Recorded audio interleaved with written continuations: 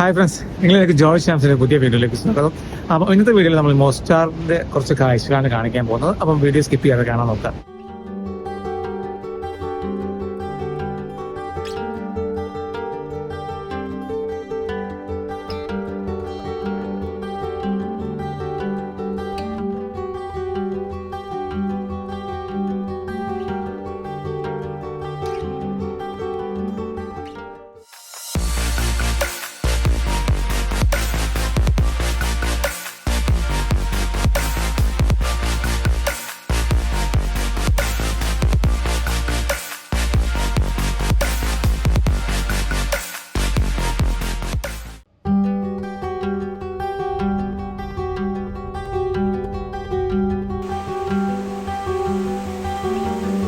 അപ്പം മൊസ്റ്റാറിൽ നമ്മൾ ആദ്യമായിട്ട് കാണാൻ പോകുന്നത് ഒരു മൊണാസ്ട്രി ഉണ്ട്, തെക്കീജ എന്ന് പറഞ്ഞിട്ടുള്ള ഒരു മൊണാസ്ട്രി ഉണ്ട്. ഏകദേശം മൊസ്റ്റാർ ഒരു 10 കിലോമീറ്റർ 15 കിലോമീറ്റർ റേഡിയസിലുള്ള ഒരു സ്ഥലമാണിത്.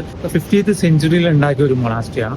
നിലവിലൊരു ബിൽഡിംഗ് ആണ്, 15th സെഞ്ചുറി ഉണ്ടാക്കിയ ബിൽഡിംഗ് ആണെന്ന് ഞാൻ പറഞ്ഞല്ലോ. അപ്പോൾ ഇതൊരു മലയുടെ തൊട്ട് താഴെയായിട്ടാണുള്ളത്. അപ്പം മലയുടെ തൊട്ട് താഴെ അനുബന്ധിച്ച് ഒരു ബൂണ റിവറും കൂടി സ്റ്റാർട്ട് ചെയ്യുന്നുണ്ട്. ഈ റിവർ എവിടെ നിന്നാണ് സ്റ്റാർട്ട് ചെയ്യുന്നത്? ഈ മല എന്ന് പറഞ്ഞാൽ ഭയങ്കര ഹൈറ്റിലൊരു മല, ഏകദേശം ഒരു 300 മീറ്ററോളം ഹൈറ്റിലാണ് ഈ മലയുള്ളത്. അപ്പൊ നിലവിൽ ഇവിടെയുള്ള സൗകര്യങ്ങൾ എന്ന് പറയുന്നത് ഇവിടെ ഒരു പ്രയർ ഹാൾ ഉണ്ട് കാര്യമായിട്ടുള്ളത്, പിന്നെ ഒരു ഗസ്റ്റ് ഹൗസ് ആയിട്ടുണ്ട്, പിന്നെ മരിച്ചാൽ ഒരു ടോംബ് ഉണ്ട്. അങ്ങനത്തെ കുറച്ച് കാര്യങ്ങളാണ് ഇവിടെ ഉള്ളത്. അപ്പൊ ഇത് ഒരുപാട് തവണ ഇങ്ങനെ മുകളിൽ നിന്ന് കല്ലൊക്കെ വീണ്ടും നശിച്ചു പോയിട്ടുണ്ട്. പിന്നെ വീണ്ടും അത് റീകൺസ്ട്രക്ട് ചെയ്തതാണ്. ഇവിടെ ഈ മല എന്ന് പറയുന്നത് ഈ ബിൽഡിങ്ങിന്റെ മുകളിലോട്ട് ഇങ്ങനെ ചാനൽ നിൽക്കുന്ന രീതിയാണ്. ഇങ്ങനെ അതിന്റെ മുകളിലേക്ക് വീഴുന്നൊക്കെ തോന്നിപ്പോകും. ആ ഒരു രീതിയിലാണുള്ളത്. അതുകൊണ്ട് തന്നെ ആയിരിക്കും മുൻപ് കാലത്ത് ഓരോ സാധനങ്ങളെ അതിന്റെ മുകളിൽ കല്ലൊക്കെ വീണിട്ട് ഇതിന് നാശനഷ്ടങ്ങളൊക്കെ സംഭവിച്ചിട്ടുണ്ടാവുക.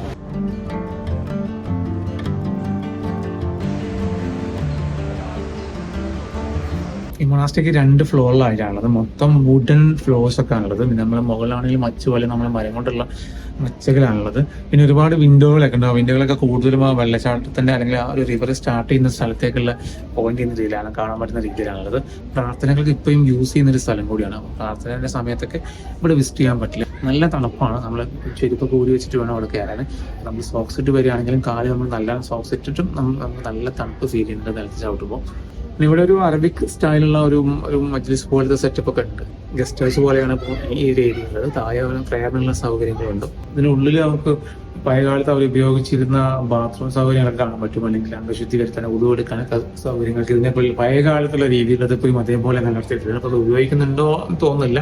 ഇതിന്റെ ഒരു സൈഡിൽ അപ്പം വന്നാലും ഈ ഒരു മൗണ്ടൈൻ്റെ ഒരു സൈഡ് മാത്രമാണ് കാണാൻ പറ്റുക. മൗണ്ടൈനും താഴെ ഭാഗത്തുനിന്ന് അതിന്റെ ഒരു എന്താ പറയുക ഒരു ഗുഹന്റെ ഭാഗത്തുനിന്ന് വെള്ളം വരുന്നത് നല്ല അടിപൊളിയായിട്ട് ഇവിടെ കാണാൻ പറ്റുന്നുണ്ട്.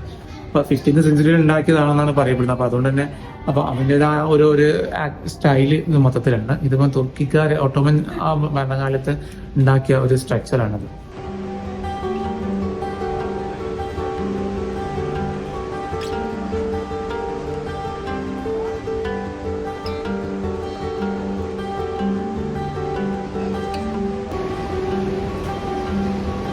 ബൂണ റിവർ സ്റ്റാർട്ട് ചെയ്യുന്ന ഒരു പോയിന്റാണ് അവിടെ കാണുന്നത്. ആ ഗുഹൻ്റെ ഉള്ളിലാണ് ഈ ബൂണ റിവർ നമ്മൾ സ്റ്റാർട്ട് ചെയ്യുന്നത്. ഇത് ഒരുപാട് മുന്നോട്ട് പോയി നരച്ചവ എന്നൊരു റിവറുമായിട്ട് മേർജ് ആവുകയാണ് ചെയ്യുന്നത്. നമ്മൾ കഴിഞ്ഞ ദിവസത്തെ വീഡിയോയിലൊക്കെ കണ്ടിട്ടുണ്ട്. നമ്മൾ മൊസ്റ്റാറിലേക്ക് വരുന്ന വയലിൽ കണ്ട ഒരുപാട് ദൂരം കണ്ട ആ റിവറിലേക്ക് മേർജ് ആവുകയാണ് ചെയ്യുന്നത്. ഇത് ഈ ബിൽഡിങ്ങിന്റെ തൊട്ടടുത്തുള്ള ഒരു വ്യൂ ചെയ്യാൻ ഒരു ഡെക്കാണ്.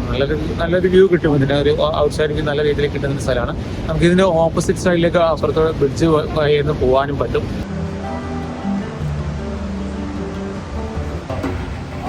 Dragi moj Hallane, budi urmana i svađa. Dragi moj Hallane.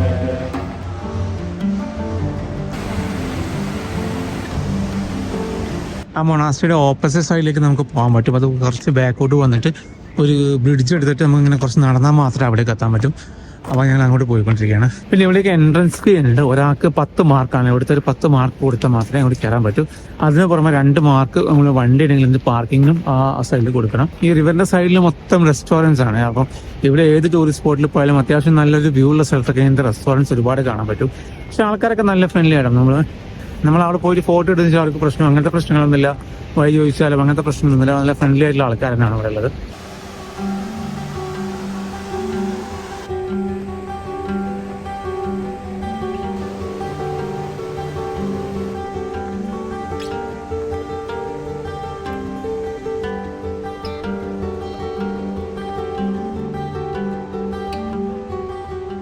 ഇപ്പോൾ നമ്മൾ മൊണാസ്ട്രിയുടെ ഒരു ഓപ്പോസിറ്റ് സൈഡിലാണ് വന്നത്. ഓപ്പോസിറ്റ് സൈഡിൽ നിന്ന് കുറച്ച് അതിങ്ങനെ നടന്നിട്ട് വേണം വരാൻ.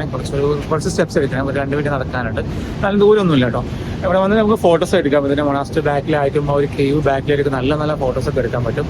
അധികം ആളൊന്നുമില്ല, അധികം ആളുകൾ ചില സമയത്ത് നല്ല സീസൺ ആണെങ്കിൽ അത്യാവശ്യം നല്ല ആൾക്കാരുണ്ടാവും.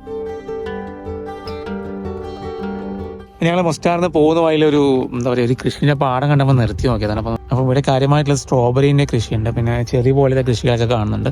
എനിക്ക് തോന്നുന്നു ഇവിടെ മുന്തിരി കൃഷിയൊക്കെ ഉണ്ട്, പക്ഷെ അത് ആയി വരുന്നില്ല, സമയമായി വരുന്നില്ല. അവർ ജസ്റ്റ് സ്റ്റാർട്ട് ചെയ്തിട്ടേ ഉള്ളൂ തോന്നുന്നുണ്ട്.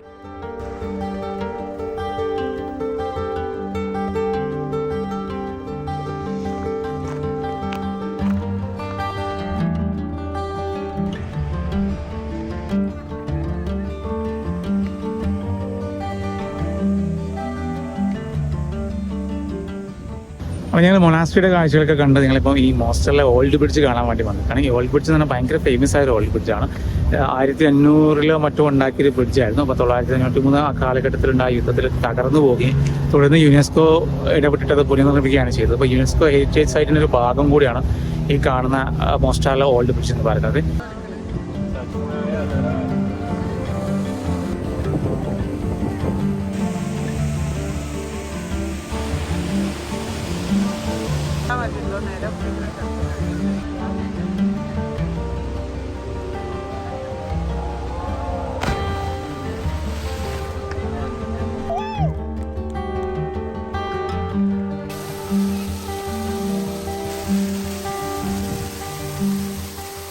ഒരു ആർട്ട് ഷേപ്പിലാണ് അതിന്റെ ഒരു സ്ട്രക്ചർ കിടക്കുന്നത്. മുകളിലേക്ക് ഇങ്ങനെ നടന്നു പോകാനുള്ള ഒരു സ്റ്റെപ്പ് പോലെയാണ്, ചെറിയ സ്റ്റെപ്പ് പോലെയുണ്ട്. അപ്പോൾ അതിന്റെ മുകളിൽ നിന്നൊക്കെ ആൾക്കാർ താഴോട്ട് ചാടുന്നുണ്ട്. ഇവിടുത്തെ ലോക്കൽ ആൾക്കാരാണ്, അവർ അതിന്റെ മുകളിൽ നിന്ന് വെള്ളത്തിലേക്ക് ചാടുന്നുണ്ട്. അപ്പം അവർ അതിനു വേണ്ടി പൈസയൊക്കെ ചോദിക്കും, എന്തെങ്കിലും ചിലരായിട്ട് കൊടുക്കേണ്ടി വരും. ചില സമയത്തൊക്കെ അവർ ചിലപ്പോൾ നിർബന്ധമായിട്ട് ചോദിക്കുന്നതൊക്കെ ഉണ്ട് ചില ആൾക്കാരോടൊക്കെ. അവർ അങ്ങനെ പെട്ടെന്ന് ചാടുന്നില്ല, ഒരുപാട് സമയം എടുത്ത് ആൾക്കാരൊക്കെ അറ്റൻഷൻ കിട്ടിയതിന് ശേഷം മാത്രമേ ചാടൂ. അങ്ങനെ തുടരെ ചാടുന്നില്ല. ഒന്നും കഴിഞ്ഞ് കുറേ സമയം കഴിഞ്ഞ ശേഷമാണ് അവർക്ക് ചാടുന്നത്. ഇവിടെ എൻട്രൻസ് ഫീ ഒന്നുമില്ല, നിങ്ങൾക്ക് നേരെ വന്നിട്ട് കാണാമെന്നുള്ളൂ. പക്ഷേ ഞങ്ങളിപ്പോൾ ഇതുവരെ ഈ ബസ്സിൽ വന്നതിന് ശേഷം ഏറ്റവും കൂടുതൽ ടൂറിസ്റ്റുള്ള ഏരിയ ഏതാണെന്ന് ചോദിച്ചാൽ ഇതാണ്. അത്യാവശ്യം നല്ല ആൾക്കാരുണ്ട്. നട്ടുച്ച സമയമാണ്, ഒരു 12 മണി സമയമാണ്. പക്ഷേ എന്നിട്ട് നല്ല ആൾക്കാരുണ്ട് ബ്രിഡ്ജിന്റെ മുകളിലൊക്കെ. കൂടാതെ ഇവിടെ ബോട്ടിംഗ് സർവീസ് ഉണ്ട്. നമുക്ക് ഈ റിവറിന്റെ മുകളിൽ ബോട്ട് ചെയ്യാനുള്ള സൗകര്യങ്ങളും ഉണ്ട്. ഒരാൾക്ക് 10 മാർക്ക് വെച്ചിട്ട് കൊടുക്കണം, അല്ലെങ്കിൽ 5 യൂറോ വെച്ചിട്ടാണ് ഇവർ ചാർജ് ചെയ്യുന്നത്. എത്ര സമയം ഉണ്ടെന്ന് അറിയില്ല, മുകളിലോട്ടും താഴോട്ടൊക്കെ പോവാം. അപ്പോൾ ഞങ്ങൾ അതിൻ്റെ മറ്റൊരു ഭാഗത്തേക്ക് വന്നതാണ്. കുറച്ചൊന്ന് നടന്നിട്ട് ആ ഒരു ബ്രിഡ്ജിൻ്റെ കുറച്ചുകൂടി ഒരു ലോങ് ആയിട്ടുള്ള വ്യൂ കിട്ടുന്ന ഒരു സ്ഥലമുണ്ട്. അപ്പോൾ അങ്ങോട്ട് വന്നതാണ്. അപ്പോൾ അതൊരു എന്താ പറയുക, ഒരു വലിയൊരു ഓൾഡ് ബസാറാണ് ഇതിൻ്റെ അടുത്തുള്ളത്. ആ ബ്രിഡ്ജിൽ നിന്ന് ഇറങ്ങി ഇങ്ങോട്ട് നടന്നു കഴിഞ്ഞാൽ ഓൾഡ് ബസാറാണ്. ഒരുപാട് ഷോപ്പും കാര്യങ്ങളൊക്കെ ഉണ്ട്. അപ്പോൾ നമുക്ക് സോവനീഴ്സും അങ്ങനെയുള്ള ഫുഡ് ഐറ്റംസും അങ്ങനത്തെ കാര്യങ്ങളൊക്കെ വാങ്ങാൻ പറ്റിയൊരു സ്ഥലം കൂടിയാണിത്. ടൂറിസ്റ്റ് പ്ലേസ് ആണെന്ന് അങ്ങനെ ഭയങ്കര റേറ്റ് നമ്മൾ ചാർജ് ചെയ്ത് കണ്ടില്ല. ഇവിടുത്തെ ഒരു കോമൺ ആയിട്ടുള്ള ഒരു ബോസ്റ്റിൽ മൊത്തം കോമൺ ആയിട്ടുള്ള ഒരു റേറ്റാണ് എല്ലാത്തിനും കണ്ടത്. ഒരു കോഫിയൊക്കെ ഇവിടുത്തെ 2 മാർക്കാണ് വരുന്നത്.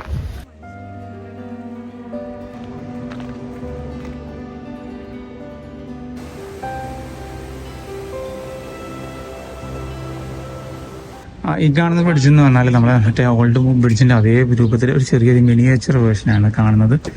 അപ്പോൾ മറ്റേ ബ്രിഡ്ജിന്റെ വളരെ ചെറിയ ഒരു മിനിയേച്ചർ വേർഷനാണ്. ഇതും കുറേ കാലം മുൻപ് ഉണ്ടാക്കിയതാണ്.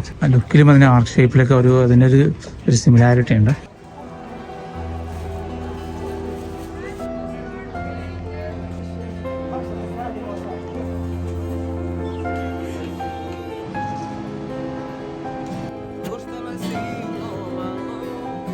ഇപ്പോൾ വന്നിരിക്കുന്നത് കൊസ്കി മുഹമ്മദ് പാഷ എന്ന് പറഞ്ഞ ഒരു മോസ്ക് ഉണ്ട്. ഈ മോസ്ക് ബ്രിഡ്ജിന്റെ തൊട്ടടുത്തുണ്ടായിട്ടാണ്, നടന്നു വരാനുള്ള ദൂരം മാത്രമേ ഉള്ളൂ. ഒരു 17th സെഞ്ചുറിയിൽ ഉണ്ടാക്കിയ ഒരു മോസ്ക് ആണിത്. അപ്പോൾ അതേ ആ ഒരു പണ്ടത്തെ ഒരു സ്റ്റൈലിൽ തന്നെ ഇപ്പോഴും അത് മെയിൻറ്റെയിൻ ചെയ്തിട്ടുണ്ട്.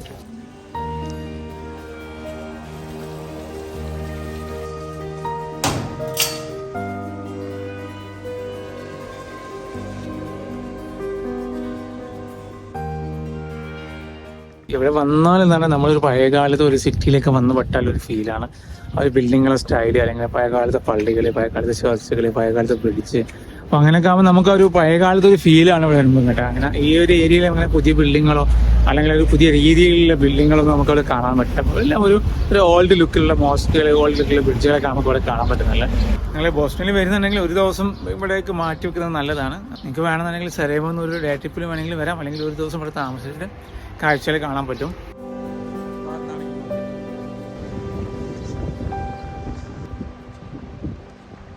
ഈ ഓൾഡ് ബ്രിഡ്ജിന്റെ തൊട്ടടുത്ത് തന്നെ വേറൊരു ബ്രിഡ്ജും കൂടെ ഉണ്ട്. അപ്പം ആ ഓൾഡ് ബ്രിഡ്ജിന്റെ കാഴ്ചകൾ കാണാൻ വേണ്ടിയിട്ടാണ്. ലക്കി മോസ്റ്റ് എന്ന് പറഞ്ഞ ഒരു ബ്രിഡ്ജാണത്. അതൊരു പുതിയ ടൈപ്പിലുള്ള ബ്രിഡ്ജാണ്. അപ്പം അതിൽ നിന്ന് നോക്കിക്കഴിഞ്ഞാൽ നമുക്ക് ഈ ഓൾഡ് ബ്രിഡ്ജിന്റെ ഒരു ലോങ് വ്യൂ കുറച്ചുകൂടി ബെറ്റർ ആയിട്ട് കിട്ടും. അപ്പം അത് കാണാൻ വേണ്ടിയിട്ടാണ് ഇപ്പം നമ്മളിപ്പോൾ വന്നത്.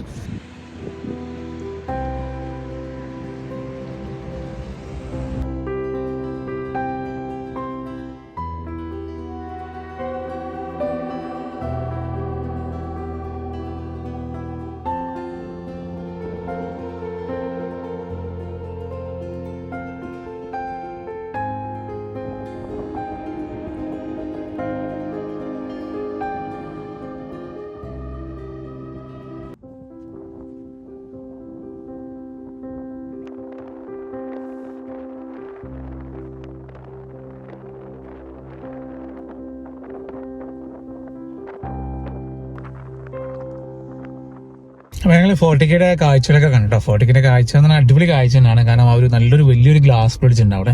അപ്പോൾ നമ്മൾ വയനാട്ടിലൊക്കെ കണ്ടില്ല, അതിനേക്കാളൊക്കെ നല്ല വലിപ്പമുള്ള ഗ്ലാസ് ബ്രിഡ്ജാണ്. ഏകദേശം ഒരു വോളിബോൾ കോർട്ടിന്റെ അത്രയും വലിപ്പത്തിൽ അങ്ങോട്ട് തള്ളി നിൽക്കുകയാണ്. അതിങ്ങനെ നമുക്ക് ഇങ്ങനെ ഒരു എന്താ പറയുക, ഒരു സ്ക്വയറിൽ ഇങ്ങനെ നടന്നു പോരാൻ പറ്റുന്ന രീതിയിലാണുള്ളത്. അത്യാവശ്യം വലിപ്പമുണ്ട്, നല്ല വ്യൂ ആണ്. ഈ മുസ്റ്റാർ സിറ്റി എന്താണെന്നൊക്കെ കാണണമെന്നുണ്ടെങ്കിൽ ശരിക്കും ഇവിടെ വന്നാൽ മതി. മുസ്റ്റാർ സിറ്റിയുടെ മൊത്തം ഒരു വ്യൂ നമുക്ക് ഇവിടുന്ന് കാണാൻ പറ്റും. അവിടുത്തെ ആ ഒരു മെയിനായിട്ടുള്ള നിരത്ര ലേക്കും അങ്ങനത്തെ ബിൽഡിങ്ങുകളും ഒരുപാട് വീടുകളും ഓറഞ്ച് കളർ അതൊക്കെ ഇവിടുന്ന് കാണാൻ പറ്റുന്നുണ്ട്.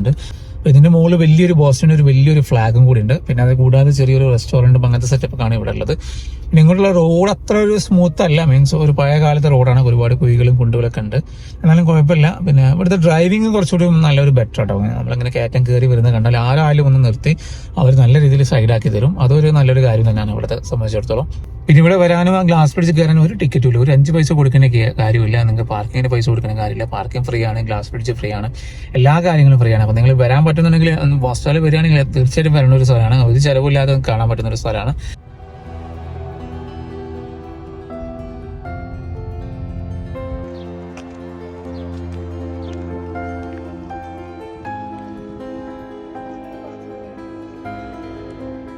ഇത് വേൾഡ് വാർ II ആയിട്ട് ബന്ധപ്പെട്ട ഒരു മെമ്മറിയലാണ്. നരേത്വ ബ്രിഡ്ജ് എന്ന് പറയും.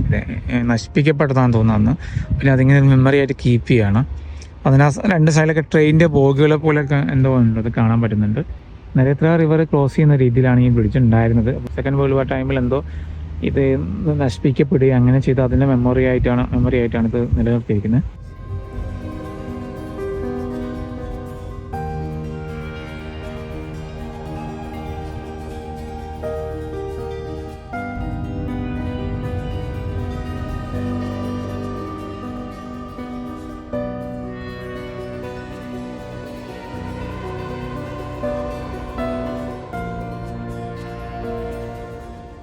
ഞങ്ങളിപ്പോൾ ഉള്ളത് റാംസ്കോ ജസീറ എന്ന് പറഞ്ഞ ഒരു സ്ഥലത്താണ്. ഒരു ലേക്കാണ് സംഭവം. അപ്പോൾ ലേക്കിൻ്റെ നടുവിലൊക്കെ ചെറിയ ചെറിയ ഐലൻഡുകളുണ്ട്. അതുപോലെ തന്നെ ലേക്കിൻ്റെ നടുവിലേക്ക് ചെറിയ ചെറിയ വഴികളുണ്ട്, അതുപോലെ വീടുകളൊക്കെ ഉണ്ട്. നല്ലൊരു ഭംഗിയാണ് കാണാൻ. ഞങ്ങളിപ്പോൾ ഒരു സൺസെറ്റിൻ്റെ ഒരു ടൈമിനാണ് ഇവിടെ വന്നത്. എവിടേക്ക് നോക്കിയാലും ഒരു ഭംഗിയുള്ള ഫ്രെയിമുകളാണ്. ഒരുപാട് പച്ചപിടിപ്പിച്ച പുല്ലുകളും നല്ല നല്ല വീടുകളും പിന്നെ ഒരു മലകൾ കാണാം, മലഞ്ചെരുവിൽ ഒരുപാട് വീടുകൾ കാണാം. അതൊക്കെ ഭയങ്കര ഭംഗിയാണ് കാണാൻ.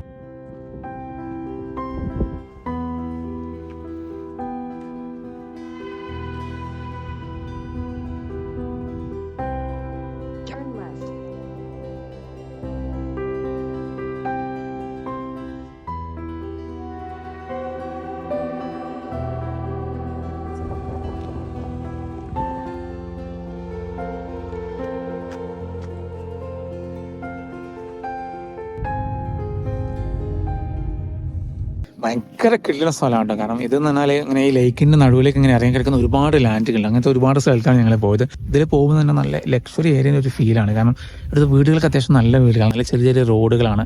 ചുറ്റും ഈ ചെറിയൻ്റെ ഒരു പൂവ് ഇങ്ങനെ വിടർന്ന് നിൽക്കുന്നതാണ്. അപ്പം ഭയങ്കര ഭംഗിയാണ് കാണാനൊക്കെ. ഞങ്ങൾക്ക് ഭയങ്കര ഇഷ്ടമായി ഇവിടെ വന്നിട്ട് ഒരു ദിവസം ഇവിടെ സ്റ്റേ ചെയ്താലും അറിയാതെ തോന്നിപ്പോയി. അത്രയും നല്ല ഭംഗിയുള്ള കാഴ്ചകളാണ് ഇവിടെ. ഏകദേശം സൺസെറ്റ് ആയി കഴിഞ്ഞു, നമുക്ക് ബാക്ക്ഗ്രൗണ്ടിൽ കാണാം. ഏകദേശം സൺസെറ്റ് ആയി കഴിഞ്ഞു.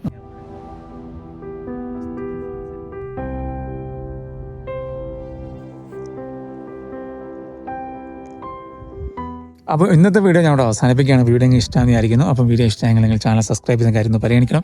ഫ്രണ്ട്സിനായിട്ടൊക്കെ പറ്റുന്നുണ്ടെങ്കിൽ ഷെയർ ചെയ്യണം. എന്തെങ്കിലും ചോദ്യങ്ങളോ സംശയങ്ങളോ ഉണ്ടെങ്കിൽ അത് കമൻറ്റ് ബോക്സിൽ ചോദിക്കാവുന്നതാണ്. അപ്പോൾ വീഡിയോ കണ്ടത് നന്ദി.